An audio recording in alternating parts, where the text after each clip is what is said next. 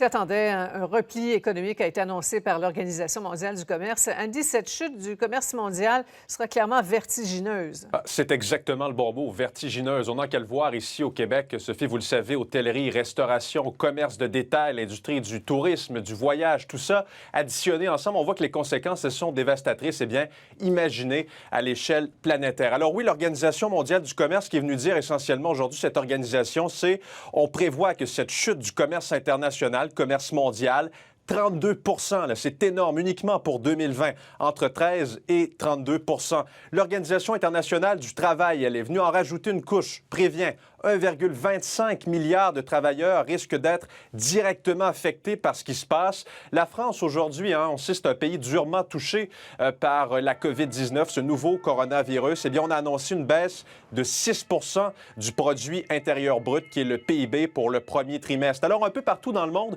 on jongle avec la question, qu'est-ce qu'on fait avec le confinement? Est-ce qu'on le prolonge? La France a annoncé qu'on va prolonger ce confinement. Et les autres pays, eux, où ça va bien, eh bien, comment on fait pour le processus de déconfinement où on traverse une situation qui est sans précédent, ai-je besoin de dire, et ai-je besoin de le rappeler, qui est du jamais vu. Je voulais vous parler également des États-Unis, où là-bas, vraiment, c'est l'État de New York qui fait énormément jaser. 779 morts en 24 heures. Et les États-Unis sont devenus, en quelque sorte, le pays le plus touché en termes de cas de contamination. Plus de 400 000 personnes.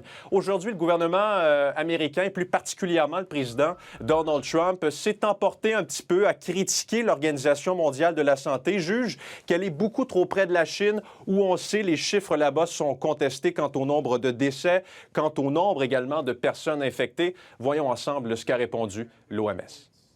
The focus of all political parties should be to save their people.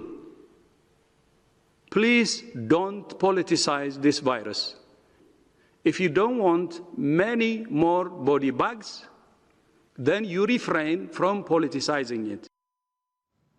Voir également des images du premier ministre britannique Boris Johnson. On sait qu'il est atteint de la COVID-19. Il a d'ailleurs fait son entrée toujours aux soins intensifs, comme le montre ce bandeau en bas de l'écran. Mais nouvelle encourageante de son côté, son état de santé s'améliore. Il n'a pas eu besoin de ventilateur, de respirateur. Donc, bonne nouvelle de ce côté. Alors qu'on sait que son pays a été critiqué, et vous le savez, pour avoir tardé à mettre en place des mesures pour limiter la propagation du nouveau coronavirus. Et je termine en vous disant que les autorités là-bas rappelle que le fameux pic est attendu, fameux pic de la pandémie. On parle souvent de cette courbe au cours des prochains jours.